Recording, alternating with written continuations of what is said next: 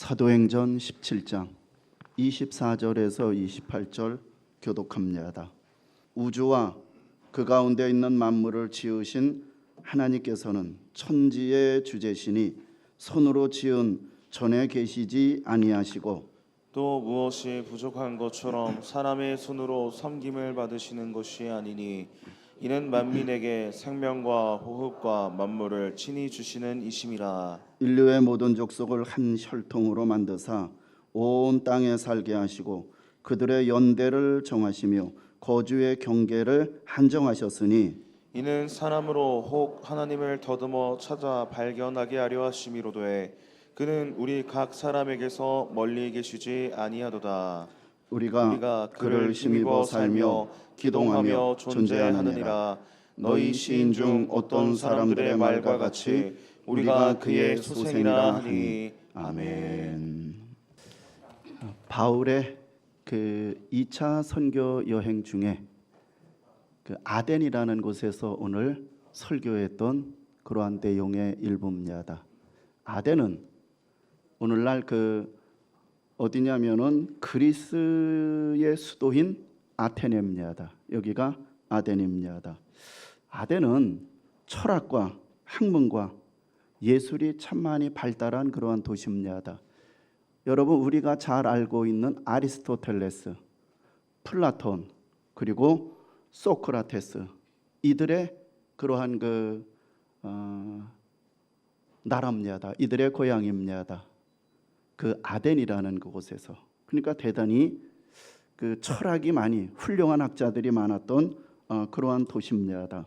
그러니까 사람들은 굉장히 그 새로운 사상과 지식을 토론하기를 굉장히 좋아했던 그 당시에 그런 뭔가 사상을 자기의 의견을 좀 표출하고 토론하기를 원하면은 그쪽으로 모이는 그러한 아주 화려한 그러한 도시였습니다. 거기에서 오늘 이제 바울이 그 지역에 가서 설교하는 것입니다. 그러나 많은 지식이 있다고 하나님을 아는 것은 아닙니다. 아덴에는 수많은 우상과 신전이 가득했습니다. 그들은 많은 것을 알고 있었지만 정녕 하나님을 온전히 알지 못했습니다. 신상은 많았지만 그리고 영혼은 만족하지 못했고 철학은 발전했지만 인생의 분명한 해답은 찾지 못했습니다. 자, 거기에서 바울은 참된 하나님이 누구냐? 참된 하나님이 누구냐? 그 이야기를 하면서 그 설교를 하면서 참된 하나님에 대한 전제를 쫙 설교로 하면서 그러면은 인간은 누구냐? 말미에 또 그 설교를 하는 것이 오늘 설교의 그런 핵심입니다. 자, 먼저 바울은 그 화려하고 사상과 철학이 발달한 수많은 사람들 이론과 그런 것들이 많은 그들 앞에서 하나님을 어떻게 증명해내느냐. 첫 번째는 하나님은 모든 만물을 창조하신 창조주고 하나님은 사람들이 살아가는 데 필요한 모든 것들을 공급해 주시는 공급자다. 이 이야기를 먼저 설교합니다. 그 내용이 24절 내용입니다. 하나님은 세상이 있기 전부터 스스로 계셨고 아무것도 없는 가운데 말씀으로 바로 온 세상을 창조하셨습니다. 그래서 이 본문에 보면은 그 하나님을 가르쳐서 뭐라고 말합니까? 천지의 주제시다라고 말합니다. 주제라는 말은 주인이며 통치자라는 그러한 뜻입니다. 하나님께서 세상을 지으셨기 때문에 세상의 주인도 하나님이십니다. 그러나 세상은 우연히 존재한 것이 아니라 우연히 생겨난 것이 아니라 분명한 목적을 갖고 흘러가고 있다는 거죠. 하나님은 분명한 목적을 갖고서 사람과 만물을 창조하셨고 지금도 그 창조하신 사람들과 만물을 다스리시고 통치하시고 운영하십니다. 여기에서 하나님과 인간의 관계가 분명해집니다. 하나님은 창조주고 인간은 피조물입니다. 하나님은 주인이시고 우리는 하나님께 생명을 받은 존재인 것입니다. 그러므로 우리는 하나님 없이 참된 만족과 참된 생명을 얻을 수 없습니다. 물고기가 물을 떠나면은 존재할 수 없듯이 나뭇가지가 나무에서 떨어지면은 메말라지듯이 인간도 생명의 근원이신 하나님에게서 떠나면은 영혼이 메말라 버린다는 사실입니다. 겉으로는 부족한 것이 없어 보여도 마음에 뭔가 설명하기 어려운 그러한 공허함, 하나님을 떠난 인생이 그렇다는 거죠. 뭔가 다 누려보고 뭔가 다 취해보고 올라갈 때까지 다 올라가 봐도 왠지 모르게 하나님이 없는 인생의 그 마음에는 가히 설명할 수 없는 이러한 공허함, 이것이 있는 것입니다. 그래서 사람들은 하나님을 떠난 그 빈자리를 돈과 성공과 명예로 채우려고 합니다. 그러나 세상의 것으로 아무리 채우려고 해도 영혼의 갈증은 사라지지 않습니다. 하나님께서 계셔야 할 그 자리는 오직 하나님만이 채울 수 있기 때문입니다. 그러나 이 하나님이 우리가 하나님을 모시고 하나님을 만난다라면 비록 우리의 이 세상의 삶은 곤고하고 또 어떤 그 부족한 형편 속에서도 참된 만족과 참된 평안을 누릴 수 있는 것입니다. 우리는 하나님이 단지 우리를 창조하셨기 때문에 존재하는 것만이 아닙니다. 지금 이 순간에도 하나님께서는 우리의 생명을 붙드시고 그리고 필요한 것을 공급해 주시기 때문에 우리는 살아가고 있는 것입니다. 그것이 25절에서는 이렇게 말하고 있습니다. 이는 만민에게 생명과 호흡과 만물을 친히 주시는 이심이라 라고 말하고 있습니다.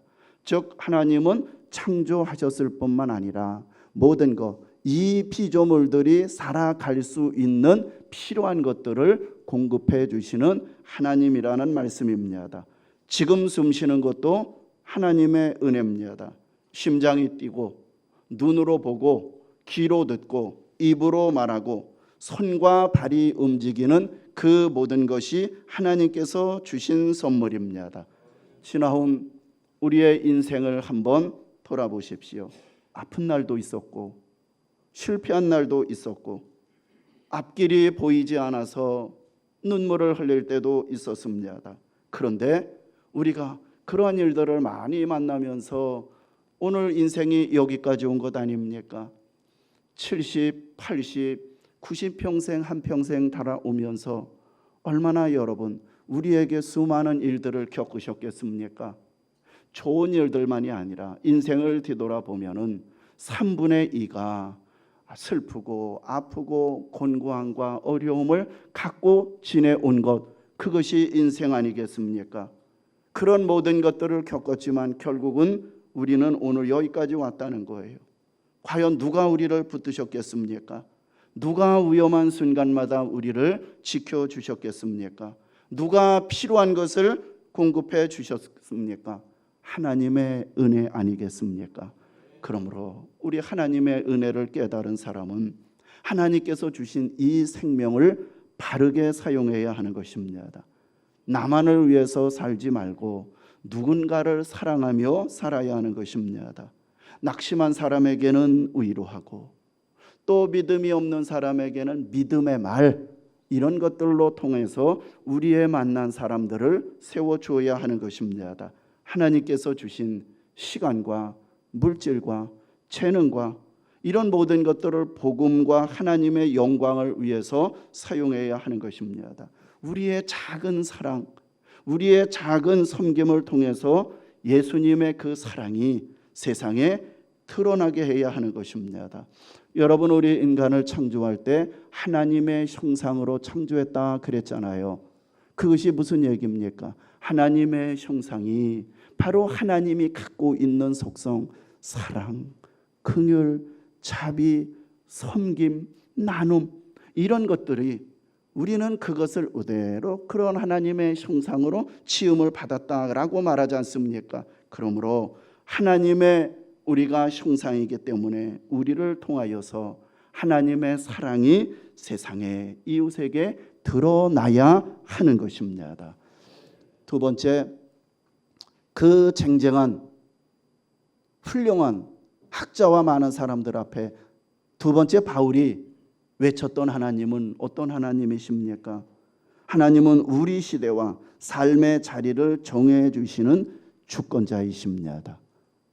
그 모든 우리 시대를 정하시고 우리의 살아가는 태어나는 그곳까지 정해 주신 그 주권자 하나님을 소개하고 있습니다.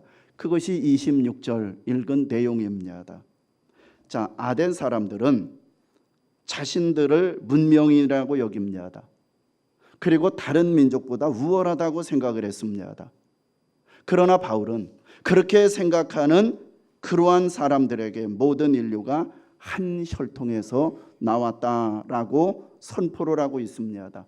피부색과 언어와 문화가 달라도 모든 사람은 하나님이 창조하신 아담 한 사람으로부터 나온 존재인 것입니다. 돈이 많고 지위가 높고 그렇다고 해서 그 사람들이 더 귀한 것도 아니고 또 가난하거나 배우지 못했다고 해서 더 이런 낮은 것도 가치가 낮은 것도 아닙니다. 생명의 가치는 누구나 똑같다는 거죠. 생명의 가치는 누구나 다 같습니다. 왜요? 모든 사람은 하나님의 형상으로 지음받은 사람이기 때문에 모두가 다 존귀합니다. 그러므로 우리 그리스도인들은 출신 지역이나 학력, 직업과 경제력 형편, 국적과 피부색으로 사람을 차별해서는 안 되는 것입니다. 우리 그리스도인들 피부색이 다르고 언어가 다르다고 해서 배타적으로 여러분 우리 교회에 어느 나라 사람이나 어떤 형편의 사람이 찾아오더라도 하나님께서 보내신 귀한 영혼으로 우리는 맞이해야 하는 것입니다. 바울이 이어서 하나님께서 그들의 연대를 정하시고 거주의 경계를 한정하셨다라고 말합니다. 여기서 연대는 각 민족과 사람이 살아가는 시대를 뜻하고 거주의 경계는 살아가는 지역과 장소를 뜻합니다. 하나님은 인류의 역사를 멀리서 지켜보시는 분만이 아니라는 거죠.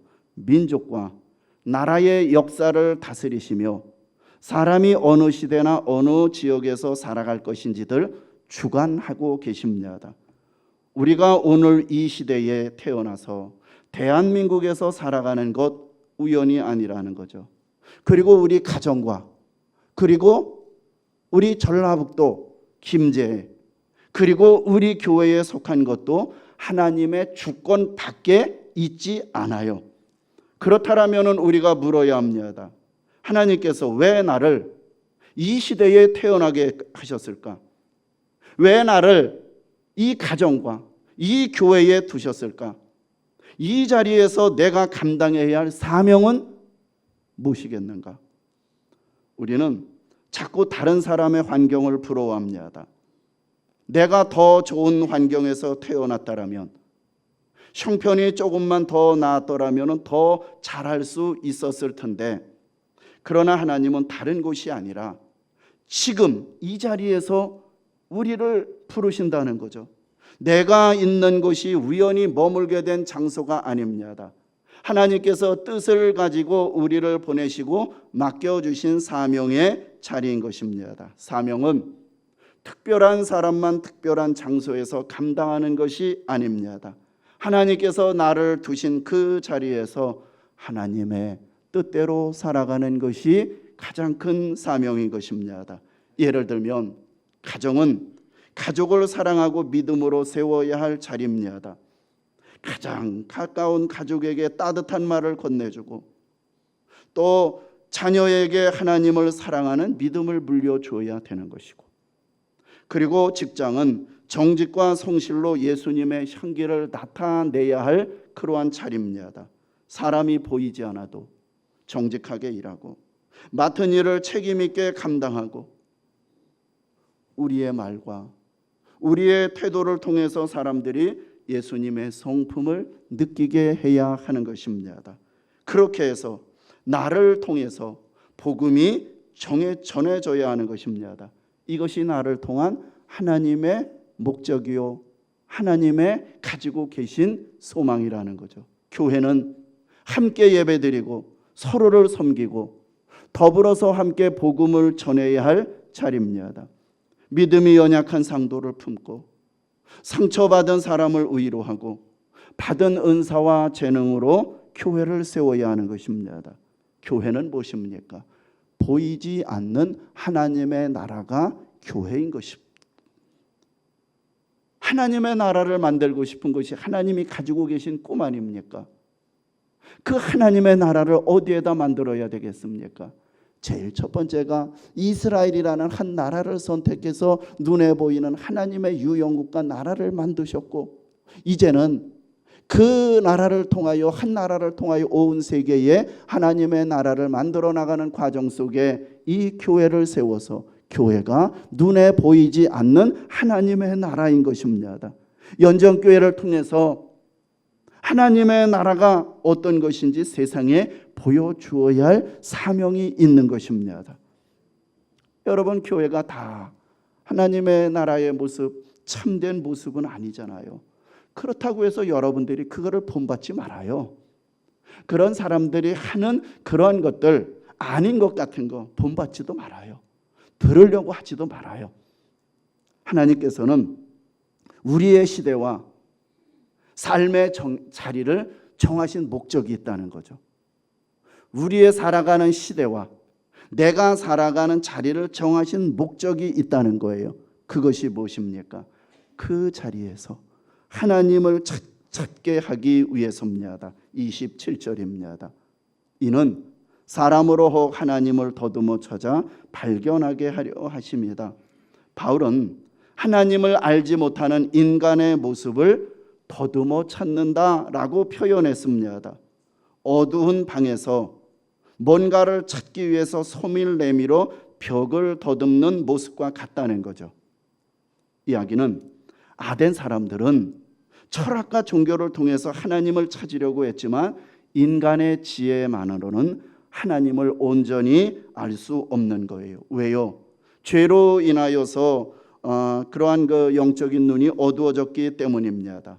그런데 사람이 하나님을 찾는다 하면서도요, 자신이 원하는 모습의 신을 만들 때가 많아요. 예를 들면은 그 신은 내 욕망과 내 소망은 이루어지지만 내 죄는 책망하지 말고 내 삶에는 간섭하지 않는 신을 원합니다.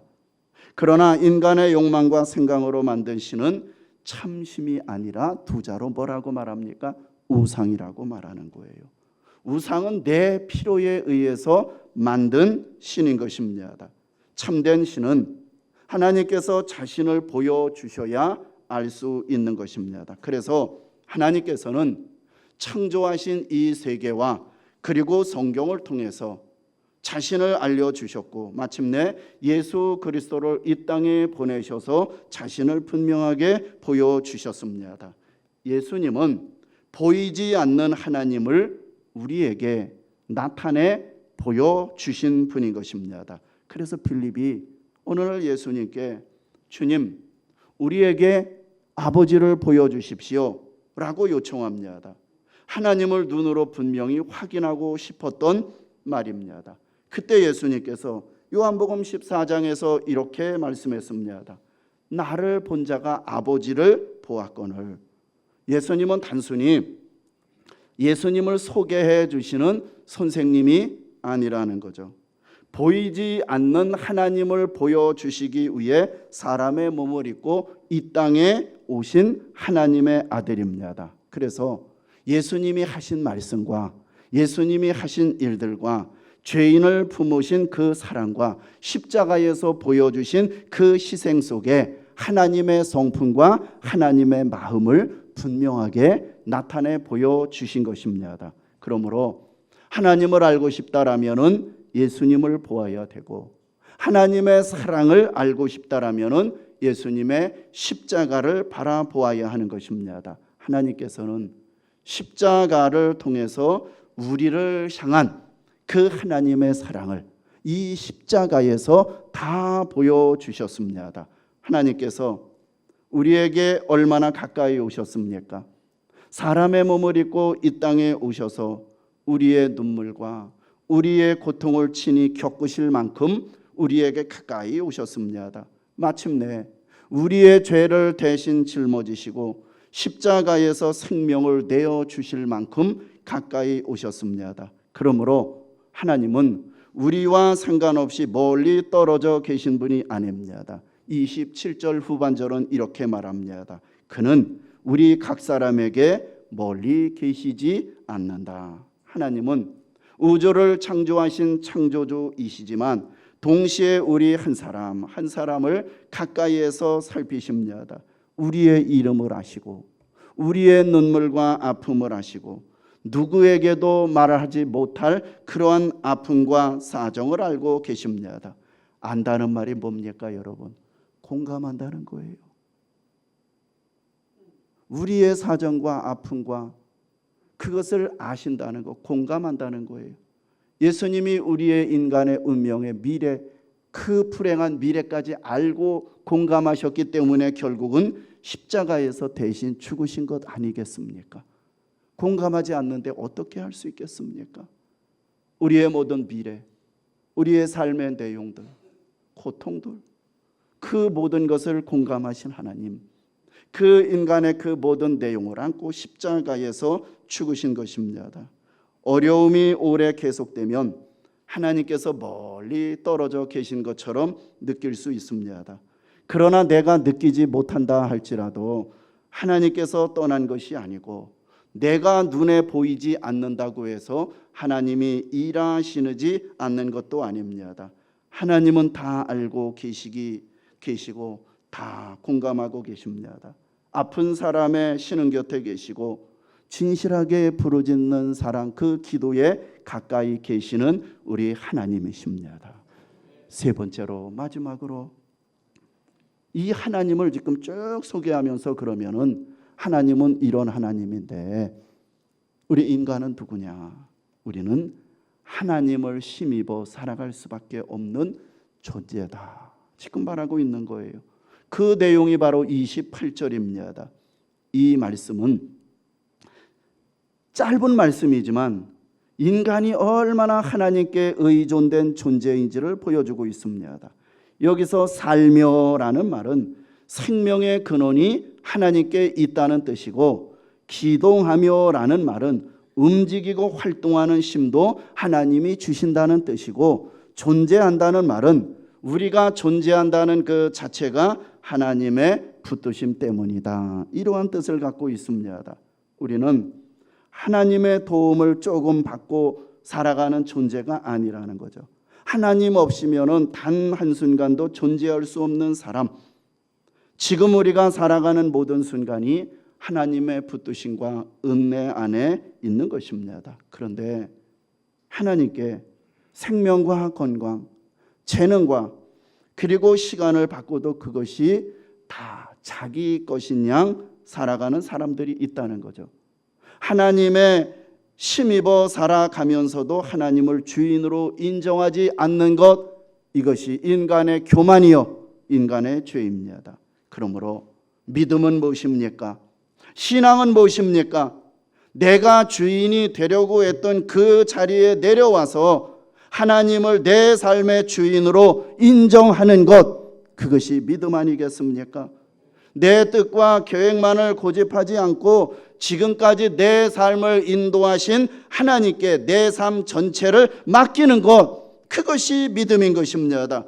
우리가 하나님께 내 삶 전체를 맡길 수 있는 이유는 하나님께서 지금까지 우리를 신실하게 붙들어 주셨기 때문입니다. 우리가 하나님을 잊고 있었던 순간에도 하나님은 우리를 잊지 않으셨습니다. 우리가 연약하여 넘어졌을 때도 잊지 아니하시고 다시 일으켜 주셨습니다.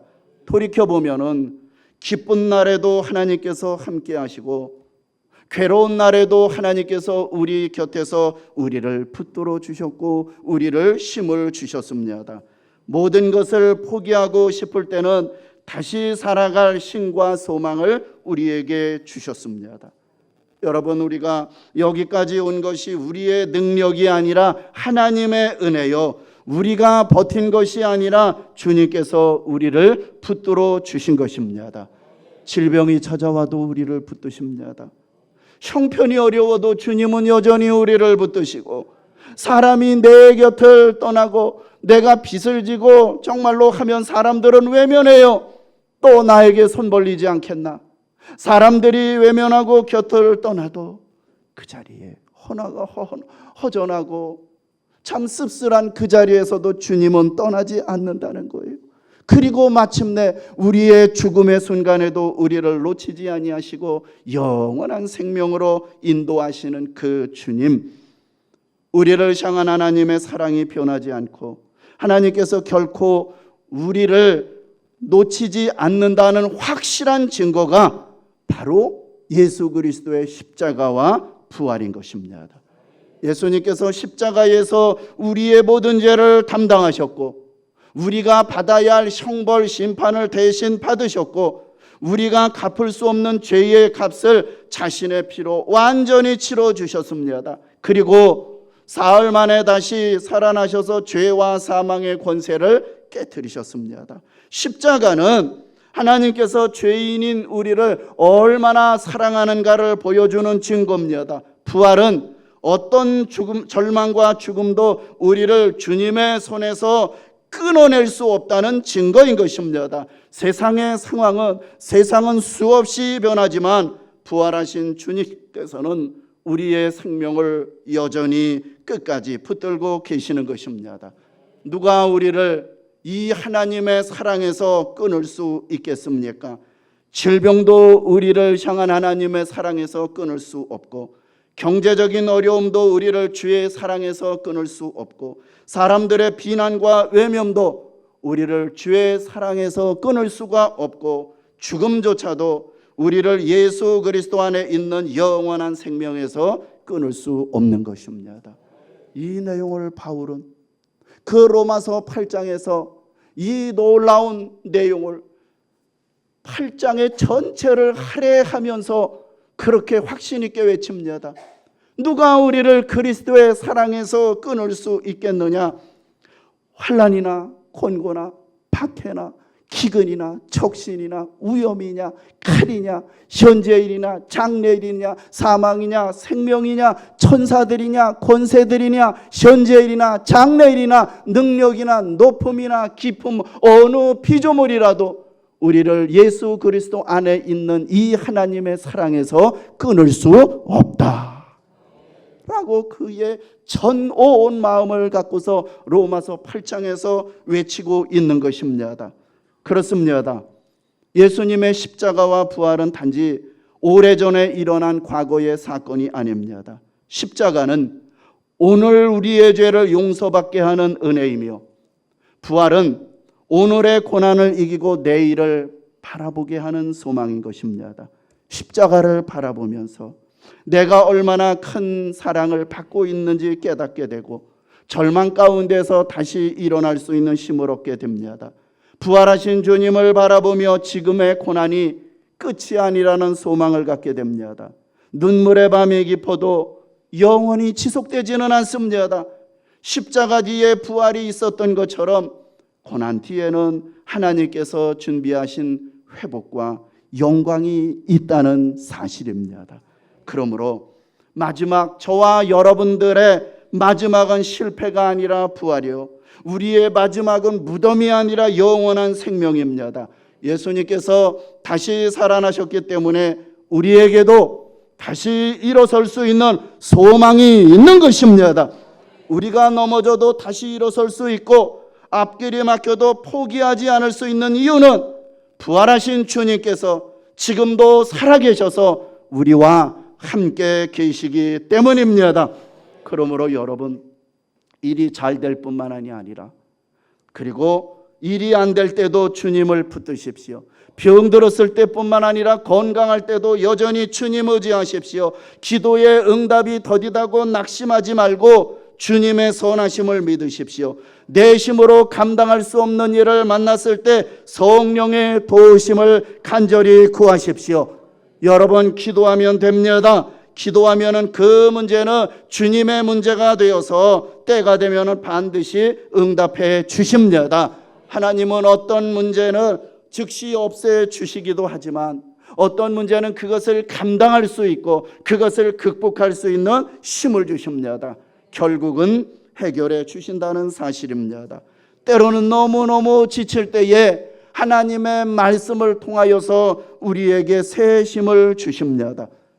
우리의 하나님을 향하여 눈물 한 방울이라도 결국은 헛되게 하지 않습니다. 지금은 이해할 수 없어도 모든 것이 합력하여 선을 이루게 해 주실 것입니다. 내 힘이 약해져도 주의 능력은 결코 약해지지 않습니다. 내 지혜가 부족해도 하나님의 지혜는 완전합니다. 내 마음이 흔들려도 나를 붙드실 주님의 손은 결코 흔들리지 않습니다. 결론입니다. 오늘 설교를 통해서 하나님과 인간의 관계를 분명하게 이해하게 되었습니다. 그러므로 하나님을 알면 인생이 보인다는 것이 오늘 제목이었습니다. 하나님은 어떤 분이냐? 하나님은 우주와 만물을 지으신 창조주십니다. 우리에게 호흡과 생명과 필요한 모든 것들을 주시는 공급자이십니다. 하나님은 우리가 살아가는 시대와 자리를 정해 주시는 주권자이십니다. 우리 한 사람 한 사람 가까이에서 살피시는 사랑의 하나님이십니다. 우리는 이 하나님을 힘입어 살아가는 하나님의 백성이라는 거죠. 자, 우리의 생명 우연히 주어진 것도 아니고 이 김제시에서 살고 있고 이 시대 살아가는 것도 우연이 아닙니다. 하나님께서 우리에게 생명 주셨고 하나님의 뜻을 가지고 이 자리에 두셨고 지금도 변함없이 우리를 붙들고 계십니다. 우리를 붙드시는 하나님은 신실한 하나님, 지금까지 인도하신 하나님께서는 앞으로도 우리를 인도하실 것이고 여기까지 붙들으신 주님께서 마지막 우리의 인생까지 책임져 주실 것입니다. 바라기는 어떤 형편에서도 주님을 굳게 의지하고 십자가의 은혜와 부활의 소망을 붙들고 끝까지 믿음으로 살아가는 우리 연정가족들이 되시기를 주의 이름으로 축원합니다.